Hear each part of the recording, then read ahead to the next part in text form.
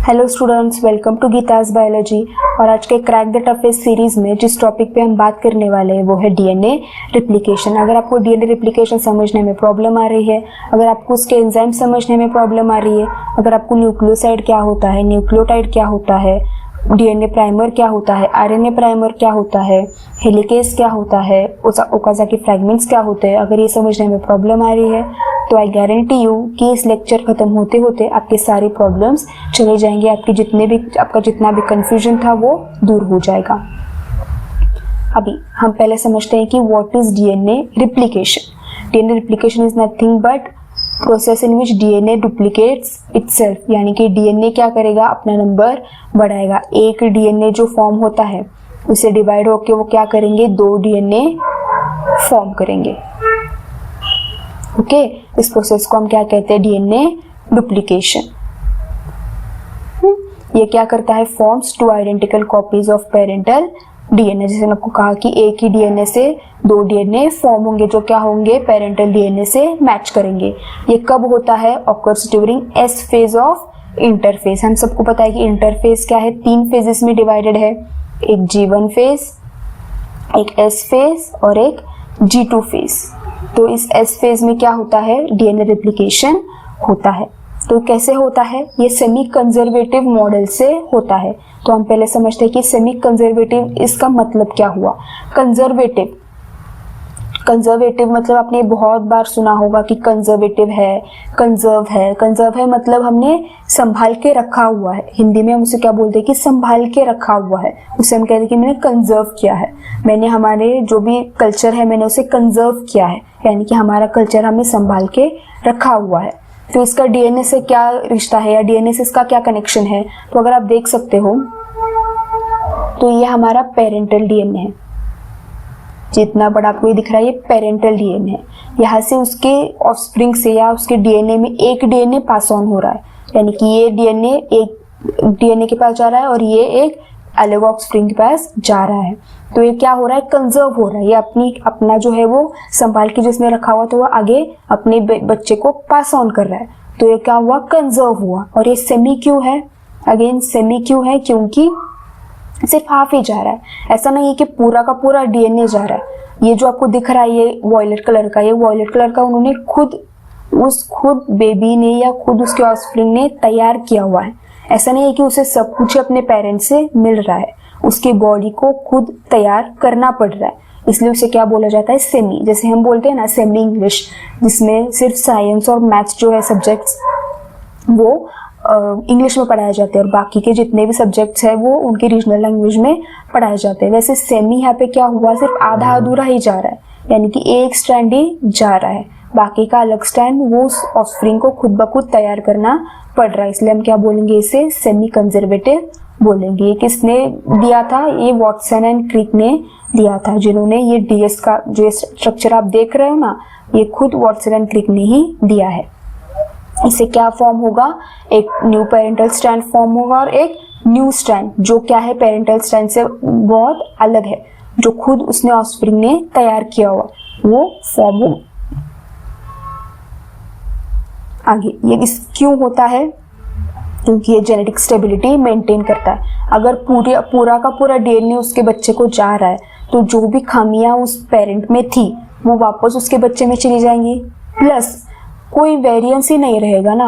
अगर ऐसा पूरा का पूरा डीएनए ही हमें हमारे पेरेंट्स से मिल रहा होता तो हमें और हमारे पेरेंट्स में वेरिएंस ही नहीं होता, हम जेरोक्स कॉपी होते हमारे पेरेंट्स की। तो जो भी वेरिएशन है, जो भी हमें अलग है, आप अपने पेरेंट्स की तरह कंप्लीटली नहीं हो, आप अपने सिबलिंग्स की तरह कंप्लीटली नहीं हो, आपका डीएनए तो सेम है, 90% डीएनए आपका अपने पेरेंट्स के साथ, अपने सिबलिंग्स के साथ सेम है, लेकिन फिर भी आप अलग हो, आप अलग दिखते हो। वो अलग दिखते क्यों हो, इस न्यू स्ट्रैंड की वजह से दिखते हो। तो अगर ऐसा ना होता, अगर सेमी कंजर्वेटिव ना होता तो हमें स्टेबिलिटी, जेनेटिक स्टेबिलिटी होती ही नहीं।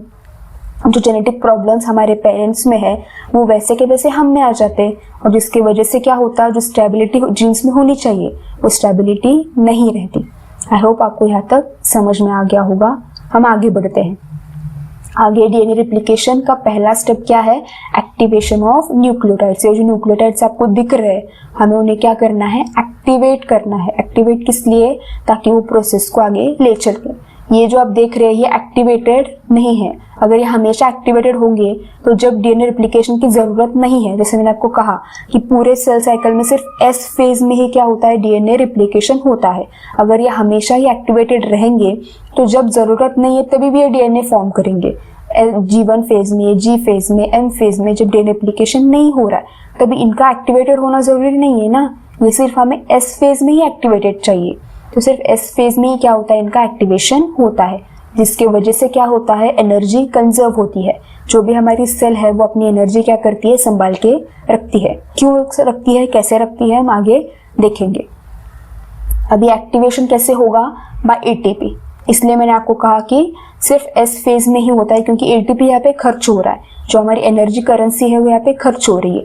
अगर ये पूरे सेल में हो रहा होता, पूरे सेल साइकिल के वक्त हो रहा होता, तो आप गेस कीजिए कि कितनी एटीपी वेस्ट हो जाती। जरूरत नहीं है ना, हमें हमारी बॉडी को जरूरत सिर्फ एस फेज में ही है, बाकी के फेजेस में इनकी जरूरत नहीं है।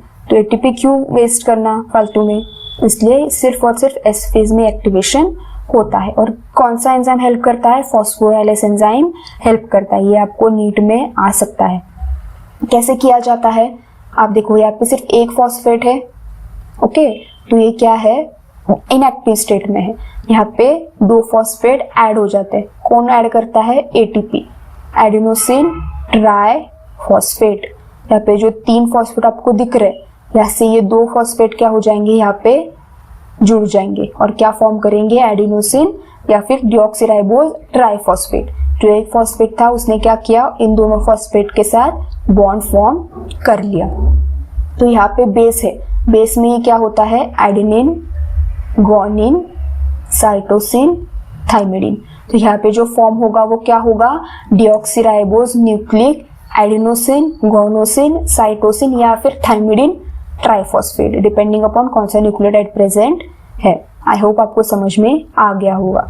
अगेन कंफ्यूजिंग है वो है कि यहाँ पे डीऑक्सी क्यों लिखा है। जैसे अब देखा कि डीऑक्सी क्यों लिखा है, क्यों, क्योंकि यहाँ पे जब 2 देख रहे हो, यहाँ पे 2 पे O नहीं है। जैसे यहाँ पे OH है, यहाँ पे OH है, लेकिन यहाँ पे जो ऑक्सीजन है वो क्या है, निकाला हुआ है। यहाँ पे ऑक्सीजन प्रेजेंट नहीं है, इसलिए उसे क्या बोला जाता है, डीऑक्सी। डीऑक्सी मतलब ऑक्सीजन निकाला हुआ है, इसलिए डीऑक्सी राइबो, क्योंकि राइबोज शुगर है, न्यूक्लियोसाइड ट्राइफॉस्फेट। आई होप आपको समझ में आ गया होगा। आगे चलते हैं, क्या फॉर्म करेंगे, जैसे मैंने आपको कहा कि dATP, dGTP, dCTP and dTTP by process of phosphorylation, क्योंकि फॉस्फेट ट्रांसपोर्ट हो रहा है। जहाँ पे फॉस्फेट ट्रांसपोर्ट होता है उस प्रोसेस को हम क्या कहते हैं, फॉस्फोराइलेशन।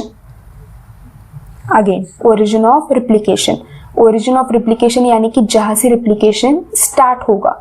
यूकैरियोट्स में ये बहुत होते हैं, क्योंकि हमारा बहुत बड़ा डीएनए है, तो क्या होगा, हमें एक अगर ओरिजिन ऑफ रिप्लिकेशन हो गया तो इतना बड़ा डीएनए सिर्फ एस फेज में ही होता है, तो इतना बड़ा डीएनए सिर्फ एस फेज में रिप्लिकेट नहीं हो सकता। तो बहुत यूकैरियोटिक में आप देख सकते हो कि बहुत ज्यादा ओआरआई या फिर ओरिजिन ऑफ रिप्लिकेशन प्रेजेंट होते हैं। प्रोकैरियोट में सिर्फ एक ही होता है, प्रोकैरियोट में सिर्फ एक ही होता है ओरिजिन ऑफ रिप्लिकेशन, और एक ही टर्मिनेटर होता है। और वो ही क्या करता है, क्योंकि डीएनए इनका बहुत छोटा है, वक्त भी कम है और कम वक्त में ये रिप्लिकेट कर सकते हैं। लेकिन यहाँ पे वक्त कम है, डीएनए बहुत ज्यादा है, इसलिए ओरिजिन ऑफ रिप्लिकेशन बहुत ज्यादा है। उसको हम कैसे डिनोट करेंगे, ओ से, और टर्मिनेशन जहाँ पे टर्मिनेट होगा उससे हम कैसे डिनोट करेंगे, टी से। आगे बढ़ते हैं, एक यूनिट को यानी कि starting from origin of replication to terminate, उसे क्या कहते हैं, रिप्लिकॉन। यानी कि एक पूरा ये क्या हो गया, रिप्लिकॉन हो गया। आई होप आपको यहाँ तक समझ में आ गया होगा।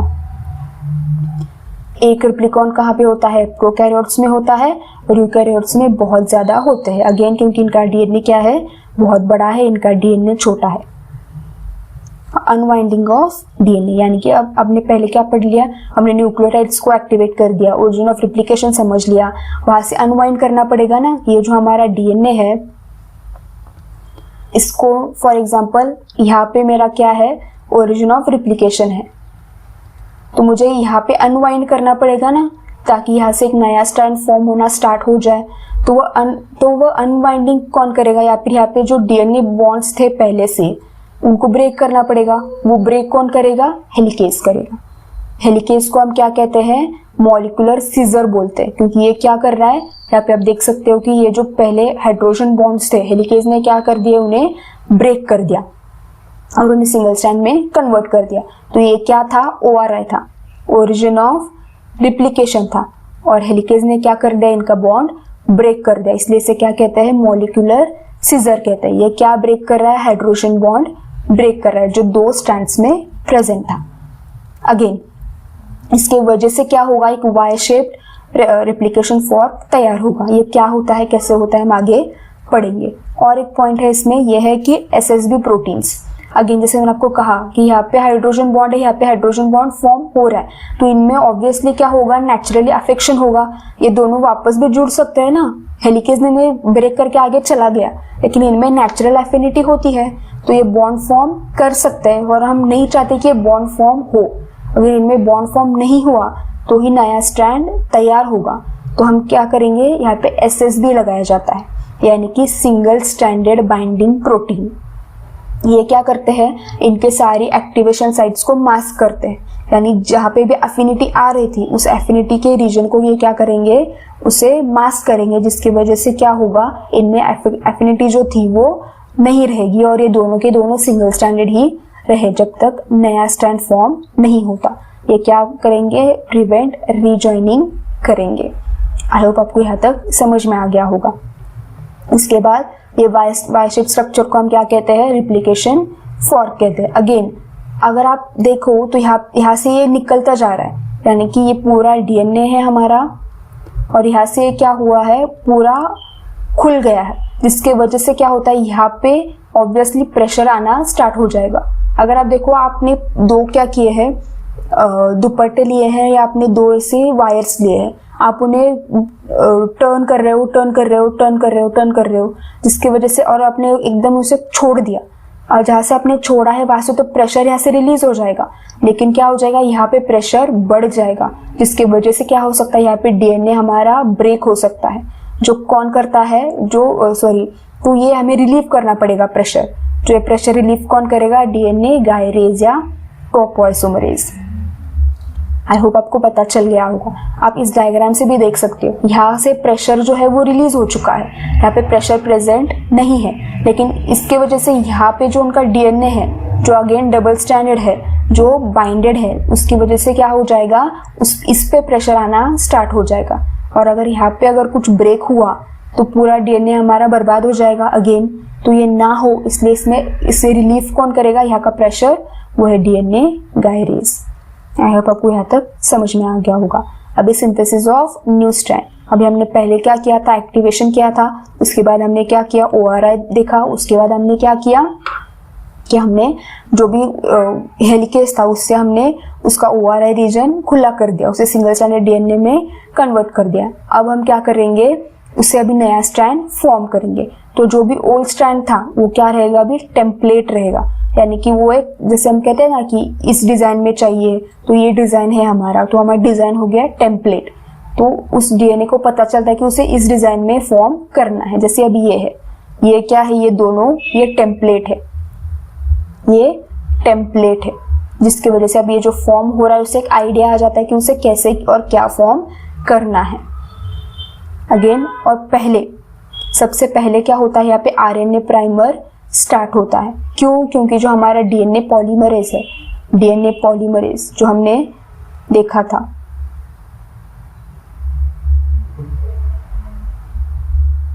ये DNA पॉलीमरेज एंजाइम क्या करेगा, DNA फॉर्मेशन करेगा, लेकिन इसमें प्रॉब्लम ये है कि ये डी नोवो सिंथेसिस नहीं करता। ये आपको वर्ड शायद नया होगा, डी नोवो मतलब खुद ब खुद, यानी कि वो खुद ब खुद अपना DNA स्ट्रैंड प्रोड्यूस नहीं कर सकता, उसे पहले कोई हेल्प करना उसको जरूरी है, उसको पहले राह दिखाना जरूरी है। वो राह कौन दिखाता है, RNA प्राइमर, यानी कि तुम्हें यहाँ से काम स्टार्ट करना है। तो जो पहले होता है ना कि जो भी उनका मुकादम होता है, अगर आप देखो तो वर्कर्स होते हैं, उनका मुकादम होता है, तो मुकादम पहले आके बोलता है कि तुम्हें यहाँ पे काम करना है, तुम्हें ये चीज़ करनी है। तो आरएनए प्राइमर वही होता है, मुकादम होता है, जो डीएनए पॉलीमरेज को बताता है कि उसे कौन सा काम करना है और क्या काम करना है। आरएनए प्राइमर उसे स्टार्ट कर देता है और डीएनए पॉलीमरेज उसे आगे बढ़ाता है। तो आरएनए पॉलीमरेज हम कह सकते हैं कि स्टार्टर है, जैसे गाड़ी में होता है ना स्टार्टर, आरएनए प्राइमर स्टार्टर है, डीएनए पॉलीमरेज आगे उसे बढ़ाता है, क्योंकि ये खुद ब खुद स्टार्ट नहीं कर सकता। ये वर्ड आपको याद रखना है, ये आपको पूछा जा सकता है, ये ग्रीक वर्ड है। आगे डीएनए पॉलीमरेज सिर्फ 5:3 डायरेक्शन में ही बढ़ाता है। अगेन आपको ये पूछा जा सकता है कि कौन सी डायरेक्शन में, हमेशा 5:3 डायरेक्शन पे ही क्या होता है, आगे बढ़ाता है, 3:5 कभी नहीं जाएगा। आपको याद कैसे रखना है, बड़े से छोटा, 5:3 बड़े से छोटा ये जाता है। अगेन उसके बाद इसके वजह से क्या होता है, एक leading and lagging strand produce होता है। Leading and lagging strand produce होता है क्यों, क्योंकि ये सिर्फ 5:3 डायरेक्शन में ही क्या हो रहा है, आगे बढ़ रहा है। 3:5 डायरेक्शन फिर कौन प्रोड्यूस करेगा, वो भी तो सवाल है ना। तो पहले तो आपका ये है कि आपको समझना कैसे है कि लीडिंग स्ट्रैंड कौन सा है, लैगिंग स्ट्रैंड कौन सा है। यहाँ पे बहुत कंफ्यूज होते हैं बच्चे, मैंने बहुत कंफ्यूज होता हुआ देखा है। तो एक बहुत छोटी सी ट्रिक है जो आपको याद रखनी है। जो ये लीडिंग स्ट्रैंड है वो हमेशा क्या होता है, इस हेलिकेज जो भी इसका पार्ट है, जो भी इसका मुंह है, उसकी तरफ जाता है।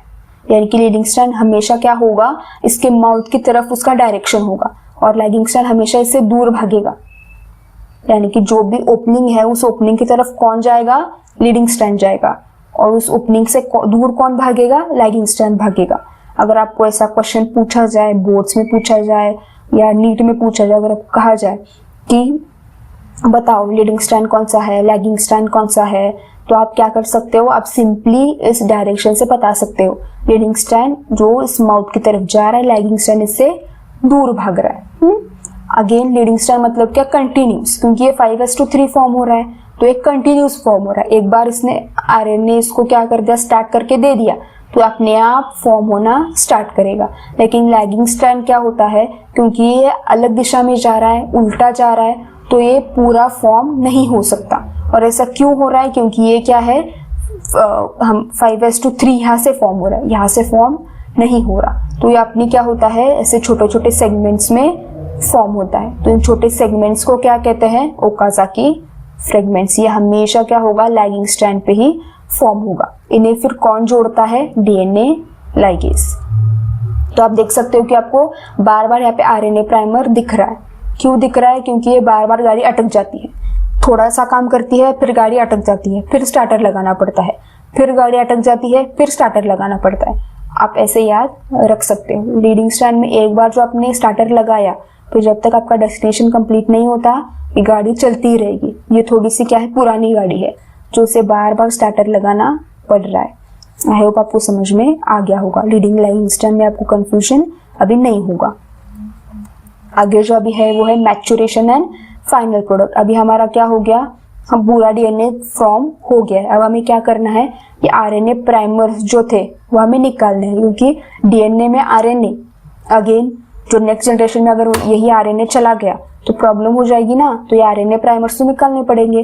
कौन निकालेगा, डीएनए पॉलीमरेज 1 निकालेगा। और ये जो गैप्स थे ये कौन सील करेगा, डीएनए लाइगेज। तो इसे हम गम बोलते हैं, इसे फेविकॉल कहा जाता है।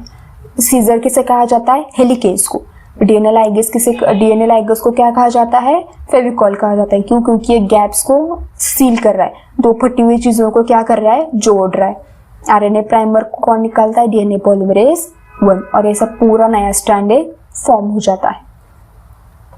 आगे डीएनए वायरस फिर आगे क्या करेगा, जो भी वो टेंशन की वजह से जो उन्होंने बॉन्ड्स वगैरह तोड़ दिए थे, जैसे आपको कहा कि उन्हें टेंशन रिलीज करना है, प्रेशर रिलीज करना है, ये वापस क्या करेगा, डीएनए हेलिक्स फॉर्म करेगा। इस तरह से हमारा पूरा डीएनए क्या हो जाता है, फॉर्म हो जाता है। इसके बाद आप देख सकते हो कि एक ओल्ड स्ट्रैंड फॉर्म होता है, एक न्यू स्ट्रैंड फॉर्म होता है। अभी हम क्या पढ़ेंगे, बॉन्ड्स के बारे में पढ़ेंगे। यहाँ से आपको क्वेश्चंस आ सकते हैं। आप देख सकते हो कि ये क्या है, राइबोज शुगर है। राइबोज शुगर है। इसके फर्स्ट पोजीशन पे कौन अटैच्ड है, न्यूक्लियोटाइड या N2 बेस अटैच है।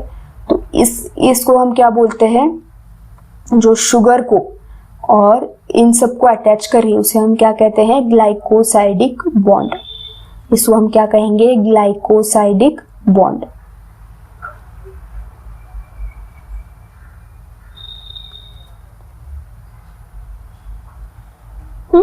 और इसको क्या कहेंगे, फॉस्फोडाइस्टर बॉन्ड। शुगर में और ये थाइमिडीन में जो है उसे क्या कहेंगे, ग्लाइकोसाइडिक बॉन्ड। दो न्यूक्लियस में, दो शुगर्स में के बीच में एक जो बॉन्ड उसे हम क्या कहेंगे, फॉस्फोडाइस्टर बॉन्ड। अगेन जो आपको है वो है न्यूक्लियोसाइड और न्यूक्लियोटाइड। ये बहुत कंफ्यूज होता है, न्यूक्लियोसाइड एंड न्यूक्लियोटाइड। इसे हम कैसे याद रखेंगे, इतना, सिर्फ इतना ही स्ट्रक्चर, यानी कि शुगर प्लस N2 बेस, इसे हम क्या कहेंगे, न्यूक्लियोसाइड। ठीक है, साइड, ये साइड में होते हैं, ये एक साइड में होते हैं इसलिए न्यूक्लियोसाइड। शुगर तो है, N2 बेस भी है, इसके साथ जब फॉस्फेट जुड़ जाता है तो हम इसे क्या कहेंगे, टाइड। तो आपको इसे याद कैसे रखना है, न्यूक्लियोटाइड में आप देख सकते हो T बहुत बड़ा है, ये T बहुत बड़ा है। तो जब ये दोनों के बीच में बहुत बड़ी लाइन आ जाती है ना, तो ये T फॉर्म हो जाता है। जब इन दोनों के बीच में कोई लाइन नहीं होती, बहुत ऐसी वर्टिकल लाइन, जब कोई वर्टिकल लाइन नहीं होती तो ये क्या होता है, साइड में होता है। जब इन दोनों के बीच में एक बहुत बड़ी लाइन आ जाती है तो क्या हो जाता है, न्यूक्लियोटाइड हो जाता है। आप ऐसे याद रख सकते हैं। अगर आपको शुगर, नाइट्रोजन बेस, न्यूक्लियोसाइड याद रह रहा है तो बहुत अच्छी बात है, अगर नहीं रह रहा है तो आप न्यूक्लियोटाइड ऐसे भी याद रख सकते हो। यहाँ पे दिया हुआ है सिर्फ इतना ही क्या है, न्यूक्लियोसाइड। अगर ये पूरा आपको याद रखना है, ये वाला, ये क्या हो गया, न्यूक्लियोटाइड। यहाँ पे जो ये T है, ये T और ये वर्टिकल लाइंस, जब वर्टिकल लाइंस आएंगे तो ये वर्टिकल लाइन भी आएगा। आई होप आपको समझ में आ गया होगा। एक क्विकली रिकैप करते हैं और इस लेक्चर को खत्म करते हैं। आपको क्या क्या याद रखना है, रिप्लिकेशन कब होता है, एस फेज में होता है। एंजाइम की ऑर्डर क्या है, पहले हेलिकेज आता है, फिर पॉलीमरेज आता है, फिर लाइगेज आता है, फिर गायरेज आता है। पॉलीमरेज में भी पहले पॉलीमरेज 3 आता है, फिर पॉलीमरेज 1 आता है। आपको एक क्वेश्चन पूछा जा सकता है, लीडिंग स्ट्रैंड हमेशा कंटिन्यूज होता है एंड टॉवर्ड्स कहाँ पे होता है, ओपन की तरफ होता है। मतलब जहाँ पे माउथ है वहां पे लीडिंग स्ट्रैंड होता है, और माउथ से दूर कौन भागता है, ओकाज़ाकी फ्रैगमेंट्स यानी कि लैगिंग स्ट्रैंड। ये क्या है, सेमी कंजर्वेटिव है, यानी पेरेंट से तो मिलता ही मिलता है, लेकिन उसका खुद का भी थोड़ा सा कंट्रीब्यूशन है, इसलिए सेमी कंजर्वेटिव है, फुल्ली कंजर्वेटिव नहीं है। इसका ये क्या है, क्या बोल सकते हैं हम, ये कैसे फॉर्म होता है, पहले एक्टिवेशन होगा, इसका एक्टिवेशन होगा न्यूक्लियोटाइड का, फिर ओरिजिन ऑफ रिप्लिकेशन में क्या होगा, अनवाइंडिंग होगा हेलिकेज की वजह से। हेलिकेज की वजह से क्या होगा, अनवाइंडिंग होगा। फिर क्या होगा, रिप्लिकेशन फॉर्क, जो से वाई शेप होता है वो तैयार होगा। फिर क्या होगा, सिंथेसिस होगा, leading and lagging strand synthesis होगा, इसकी वजह से डीएनए पॉलीमरेज की वजह से। फिर क्या होगा, ओकाज़ाकी का मैच्योरेशन होगा, किसकी वजह से, लाइगेज की वजह से। और फिर 2 डीएनए क्या होंगे, तैयार होंगे। आई होप आपको पूरा लेक्चर समझ में आ गया होगा।